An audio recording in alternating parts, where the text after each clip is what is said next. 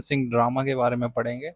ये एक बहुत ही महत्वपूर्ण कॉन्सेप्ट है UGC net, set, PGT, TGT, assistant professor in exams के लिए। ओके, तो आपको बहुत अच्छे से जानना चाहिए कि ये किचन सिंक ड्रामा क्या है। जैसे कि आपको नाम से पता है किचन सिंक ड्रामा, तो किचन में सिंक होता है ना, जिसमें बर्तन धुले जाते हैं या गंदे बर्तन पड़े होते हैं अक्सर। तो ये किचन सिंक है। और ठीक है, तो समझते हैं क्या है, शुरुआत करते हैं। तो चलिए, निप थोड़ी, ठीक है, पहले समझ लेते हैं what is kitchen sink drama.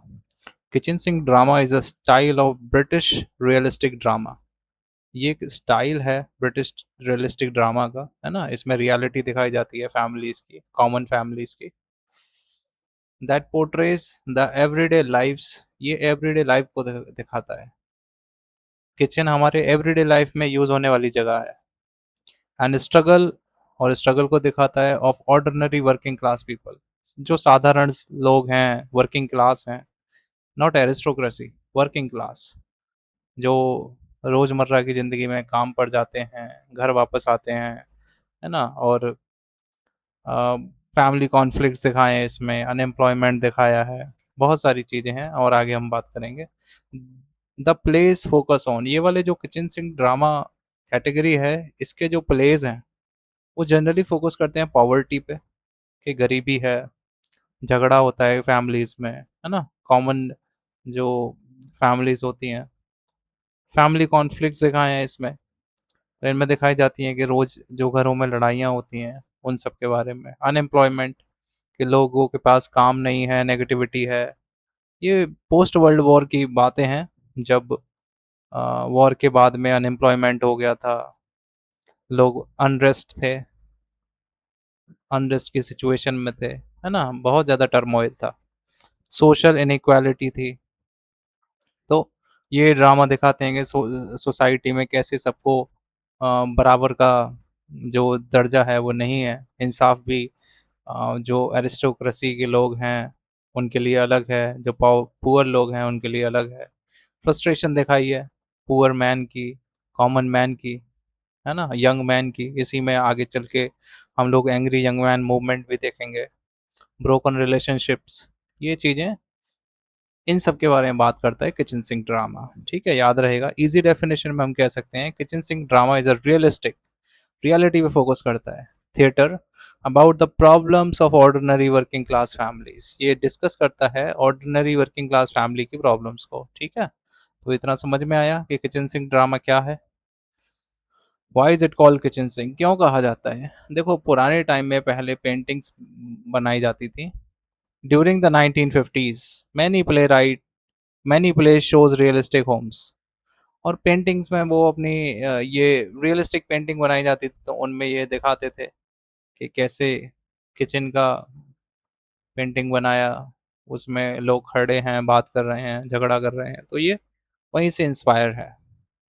The kitchen became the centre of the family. During 1950s में क्या होता, बहुत सारे प्लेस शो करते थे रियलिस्टिक होम्स को, और किचन उनमें सेंटर पार्ट होता था।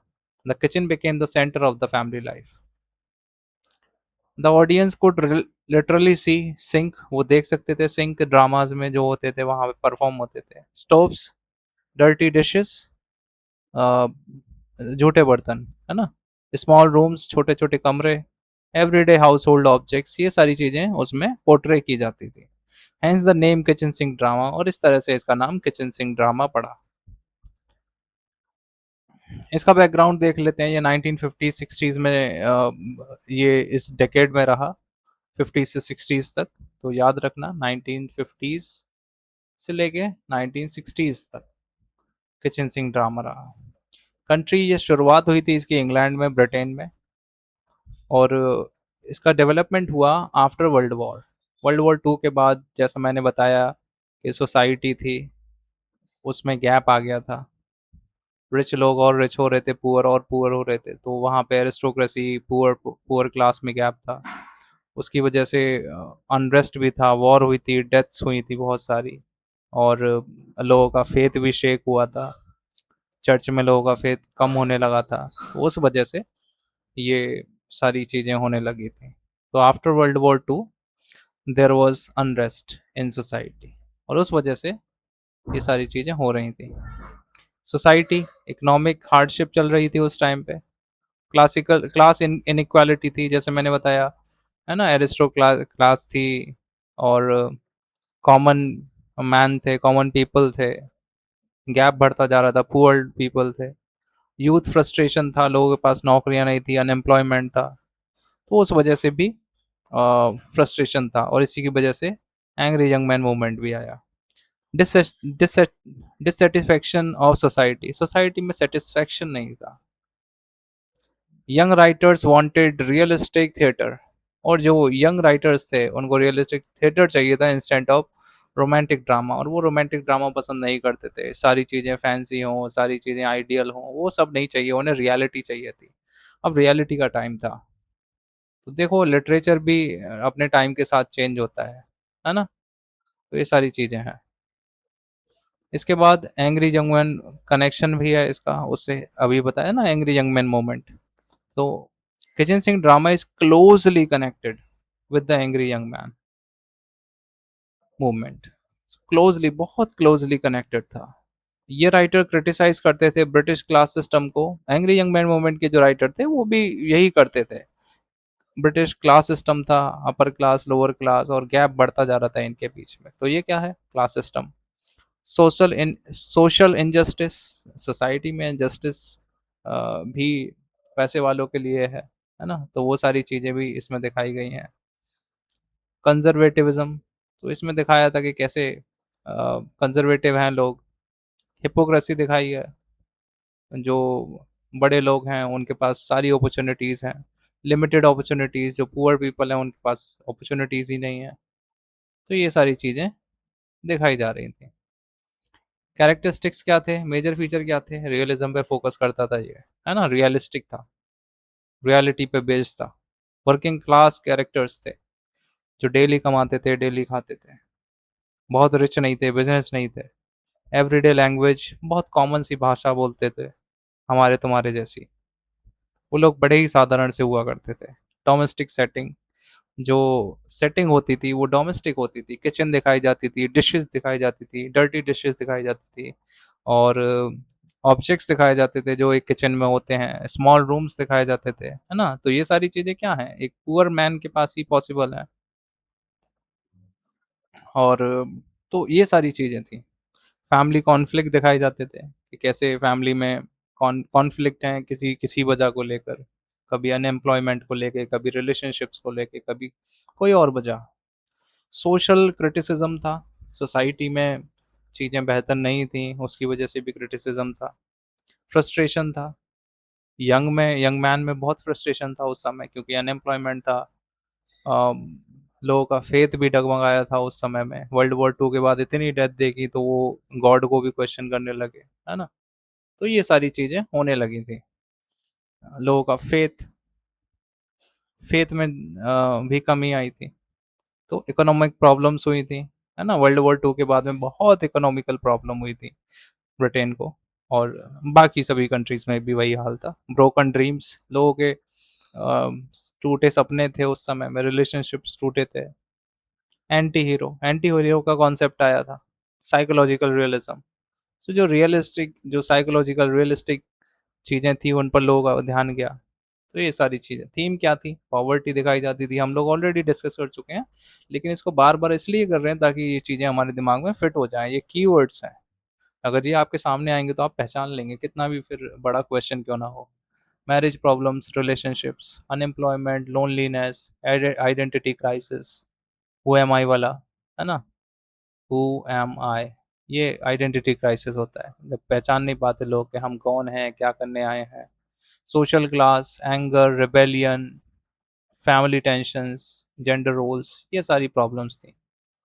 सेटिंग्स क्या होती थी, स्मॉल अपार्टमेंट होते थे, किचन होते थे, लिविंग रूम दिखाया जाता था, फैक्ट्री टाउन दिखाए जाते थे, पुअर नेबरहुड दिखाया जाता था, स्मॉल रेंटेड हाउस दिखाए जाते थे। एवरीडे अपीयर्स रियलिस्टिक, उनकी उनके जो ड्रामास थे उनमें बहुत रियलिस्टिक चीज़ें दिखाई जाती थी। लैंग्वेज कैसी थी, सिंपल थी, कोलोक्वल थी, आम बोलचाल की भाषा। कोलोक्वल मतलब आम बोलचाल, की भाषा। तो ऐसी भाषा थी जैसे हम रोज़मर्रा की ज़िंदगी में बोलते हैं, जैसे हम अपनों से बात करते हैं तो जैसे लैंग्वेज का यूज़ करते हैं, बहुत फैंसी वर्ड्स यूज़ नहीं करते, बहुत बहुत चीज़ों को नज़ाकत से नहीं बोलते, वो डेली कोलोquial लैंग्वेज आम रोज़मर्रा की ज़िंदगी में जो बोली जाती है वो एवरीडे स्पीच ये होती थी। Religious accents sorry regional accents दिखाए जाते थे वहाँ, जिस क्षेत्र विशेष में ये ड्रामा लिखे जाते थे उन्हीं के हिसाब से वहाँ की लैंग्वेज भी सेट की जाती थी। समटाइम्स रूड और हार्श, कभी कभी एंग्री यंग मैन मोमेंट था तो कभी कभी angry tone, rude tone, harsh, क्योंकि फ्रस्ट्रेशन थी। ड्रामाज में भी वो फ्रस्ट्रेशन दिखाई जाती थी, अनरेस्ट था। No poetic language, poetic language का कोई काम नहीं था, बहुत ऑर्नामेंटेड नहीं थी, बहुत सजी धजी लैंग्वेज नहीं थी। वही रोजमर्रा की सी भाषा का यूज हुआ था। ठीक है। प्ले राइट्स कौन कौन से रहे हैं इसमें? जॉन ऑसबोर्न थे, ये बहुत ही इंपॉर्टेंट प्ले राइट है, इनको father of kitchen sink drama भी कहा जाता है। जॉन ऑसबोर्न, इनका है लुक बैक इन एंगर, बहुत ही important work, look back in anger, है ना, ये इनका बहुत सेमाइनल वर्क है। Arnold Wesker, focus on working class families, ये इनकी खूबी है। शेल शेला डिनेले डिलेने, है ना, इन्होंने present women's lives social issue इसको पोर्ट्रे किया है। हेरोल्ड पिंटर, बड़े इंपॉर्टेंट राइटर, इनका एक पिंटर पॉज है, पिंटर पॉज के नाम से जानते हैं, है ना, जब ड्रामास में पॉज लिया जाता था, रुक जाते थे वो बात करते करते, उनका भी बड़ा मीनिंग होता था। तो ये क्या था, पिंटर पॉज कहा जाता था उसे। Through many through mainly linked with the theatre of absurd, ये उससे भी जुड़े हुए थे। एंड कॉमेडी ऑफ मिनेस, देखो कॉमेडी ऑफ मिनेस से भी जुड़े हुए हैं ये। मिनेस मतलब होता है थ्रेड, कॉमेडी और थ्रेड दोनों चीजें। जब कभी कोई बात कर रहे हैं वो सीरियस भी है लेकिन उसमें हंसी भी आ जाए, है ना, कॉमेडी भी है, तो उसे कॉमेडी ऑफ मिनेस कहा जाता है। Some of his early realistic plays overlap with the kitchen sink tradition, और इनके कुछ प्लेज किचन सिंक ट्रेडिशन से भी मिलते हैं। ठीक है। प्ले राइट और उनके वर्क देख लें। Look back in anger, John Osborne का भी पीछे बात किए थे। रूट्स, आर्नोल्ड वेस्कर, याद रखिए ये इंपॉर्टेंट प्लेस है।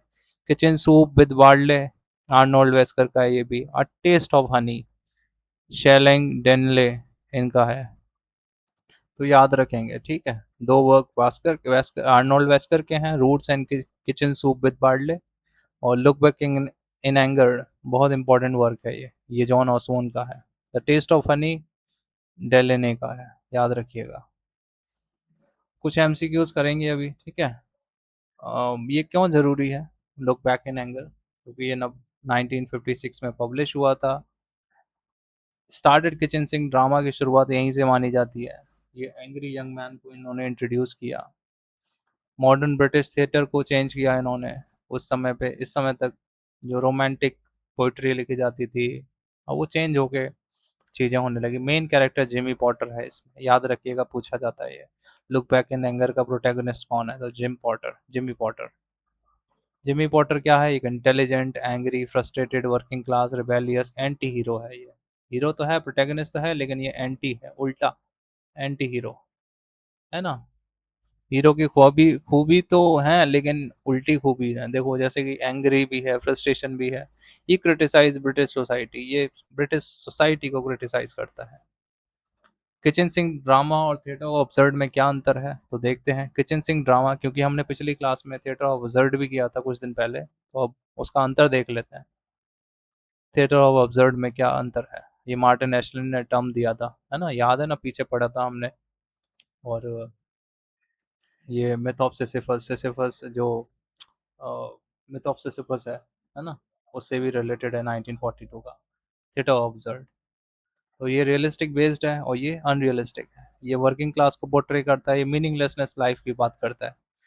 लॉजिकल स्टोरी होती है इसमें, लॉजिकल होती है इसमें। सोशल प्रॉब्लम्स दिखाई जाती है इसमें, एग्जिस्टेंशियल प्रॉब्लम्स दिखाई जाती हैं इसमें। रियल सेटिंग होती हैं इसमें, सिंबॉलिक सेटिंग होती है, जैसे ट्री दिखाया था ना, सिंबॉलिक सेटिंग, पाथ एक रोड जा रहा था, उनका कुछ ना कुछ मीनिंग था। लेकिन यहाँ जो किचन तो किचन है, एवरीडे लैंग्वेज, इसमें यूज़ की जाती थी। इसमें रिपीटेड डायलॉग्स थे, है ना? हम देखते थे कि वही डायलॉग बार-बार बोले जा रहे हैं, वही कैरेक्टर हैं, प्लॉट भी सेम ही है, सर्कुलर प्लॉट है, बार-बार वही चीज़ें हो रही हैं, है ना? अब कीवर्ड देख लेते हैं, realism, working class, domestic life, kitchen, poverty, frustration, social criticism, family conflict, anti hero, angry young man, ये सारी चीज़ें, ये अगर वर्ड आ जाते हैं तो ये किचन सिंक ड्रामा से रिलेटेड है। याद रखिएगा। अब कुछ क्वेश्चंस करते हैं। Who is regarded as the father of kitchen sink drama? तो अभी पीछे हम बात करके आए थे, तो ये है जॉन ऑसबॉर्न, जिन्होंने लुक बैक इन एंगर लिखा था। तो जॉन ऑसबॉर्न, और एक्सप्लेनेशन देख देते हैं। His play look back in anger 1956 का, याद रखिएगा, 56 का वर्क है। Is considered the landmark work of kitchen sink drama, बहुत ही जरूरी वर्क है, सेमाइनल वर्क है। Kitchen sink drama mainly portrays, किसको पोर्ट्रे करता है? किंग को, क्वीन को? नहीं भाई, ऐसे रॉयल फैमिलीज को तो करता ही नहीं। माइथोलॉजी की बात नहीं की हमने, फैंटेसी को भी नहीं, है ना? ये करता है वर्किंग क्लास लाइफ को, पीछे डिस्कस किया था। It focuses on the realistic lives of ordinary working class people. Kitchen sink drama emerge during, कब कब शुरू हुआ था ये? 18th century, Victorian period, 1950s, Britain, Renaissance? Renaissance में तो नहीं हुआ था, 18th सेंचुरी में भी नहीं हुआ था। हमने डिकेड की बात की थी, है ना? डिकेड 1950s से 60s तक बात की थी ना पीछे, तो ये 1950s और ब्रिटेन में शुरू हुआ था, विक्टोरियन पीरियड में भी नहीं। तो it develops in post war during 1950s। तो आपको पता ही है, ये आफ्टर वर्ल्ड वॉर शुरू हुआ था, वर्ल्ड वॉर टू, है ना? Which play begin with kitchen sink movement, कौन सा प्ले शुरू होता है? अभी हमने बात की seminal work, landmark work, John Osborne का, कौन सा था? Angry young man, look back in anger, sorry, look back in anger is the landmark play of this movement. और ये कब शुरू हुआ था? अभी पीछे हम डिस्कस करते आए थे, 1956 में हुआ था, है ना? ये पब्लिश हुआ था। किचन सिंह ड्रामा यूजेस, क्या यूज़ करता है? Heroic language? नहीं भाई, हीरोइक लैंग्वेज कहाँ यूज़ करता है? Epic language? नहीं। Blank words? नहीं। Everyday common man language, common everyday colloquial, है ना? अभी बात किए थे ना, कोलोक्वल लैंग्वेज का यूज़ करता है। Character speak naturally using ordinary speech, साधारण सी भाषा, आम बोलचाल की भाषा। Jimmy Porter belong to upper class? नहीं। Royal class? नहीं। एरिस्टोक्रेसी? नहीं। Working class? पीछे बात करे थे ना, लुक बैक इन एंगर में एंटी हीरो है ये, एंटी हीरो कौन है? Jimmy Porter. और ये वर्किंग क्लास है, फ्रस्ट्रेशन दिखाई जाती है। Jimmy Porter is a working class anti hero. देखो, kitchen sink drama is mainly associated with, किससे एसोसिएटेड है, किससे रिलेटेड है? तो रोमांटिसिज्म? नहीं, इसका तो ऑपोजिट है। रियलिज्म हो सकता है। सिंबोलिज्म? नहीं, सिंबोलिज्म को नकारता है। सिंबोलिज्म किस में था? उसमें था थिएटर ऑफ ऑब्जर्व में। क्लासिसिज्म? नहीं। तो रियलिज्म, रियलिस्टिक बातें करता है, रियलिटी की बात करता है, रियलिटी की बात करता है ना? It represent realistic situation in social class. Next, which movement is closely associated with kitchen sink drama, कौन सा मूवमेंट इससे रिलेटेड है, क्लोजली रिलेटेड है? हमने पीछे बात की थी। इमेजिज्म? नहीं है। हर्लेम रेनेसा भी नहीं है। ब्लूम्सबेरी ग्रुप भी नहीं है। एंग्री यंग मैन, ये मूवमेंट इससे रिलेटेड है। जैसे mainly kitchen sink playwrights were associated with the angry young man movement, ये इससे भी जुड़े हुए थे जो प्ले राइट थे। The main setting of kitchen sink drama is, क्या सेटिंग है किचन सिंक ड्रामा की? कहाँ पे होती हैं ये? महल में होती है? नहीं भाई। बैटल फील्ड, युद्ध के मैदान में? नहीं। Domestic home? हाँ यही है। फॉरेस्ट भी नहीं था। तो ये हमने बात की थी, कमरे दिखाए जाते थे छोटे छोटे, किचन दिखाई जाती थी, ऑब्जेक्ट्स दिखाए जाते थे, डिशेस दिखाई जाती थी। Most plays are set in realistic home, specially kitchens and living rooms. Which is not a feature of kitchen sink drama, कौन सा एक फीचर नहीं है? सोशल क्रिटिसिज्म है भाई, डिस्कस किए थे। रियलिज्म, रियलिटी पे फोकस है। वर्किंग क्लास लाइफ, ये भी है। Super natural event? नो, ये तो था ही नहीं। सुपर नेचुरल इवेंट्स कहाँ से आ गए? Kitchen sink drama is grounded in realism, not in supernatural, तो यही इसका आंसर होगा, है ना? नेक्स्ट, किचन सिंक ड्रामा, अब थोड़ा सा इसको समराइज कर लेते हैं कि हमने क्या सीखा। 1950s में ब्रिटेन में शुरू हुआ था, वर्किंग क्लास फैमिलीज पे फोकस करता है, रियलिस्टिक सेटिंग होती है इसमें, लिविंग रूम दिखाया जाता है, किचन दिखाई जाती है, एवरीडे ऑब्जेक्ट्स दिखाए जाते हैं, सोशल इनइक्वालिटी को फोकस करता है, एंग्री यंग मैन से एसोसिएटेड है, closely associated even. Look, John Osborne is the leading figure है जिन्होंने लुक बैक इन एंगर लिखा था। जिमी पोर्टर उसका एंटी हीरो है। लैंडमार्क प्ले कौन सा है? Look back in anger. और कौन सा हीरो है इसमें, एंटी हीरो कौन है? तो वो है जिमी जिमी पोर्टर। ठीक है। सो आज के लिए इतना ही। I hope this session will help you. और आप बताइए अगला टॉपिक, नेक्स्ट टॉपिक क्या चाहिए आपको? Thank you so much. Next topic बताइएगा। शुक्रिया।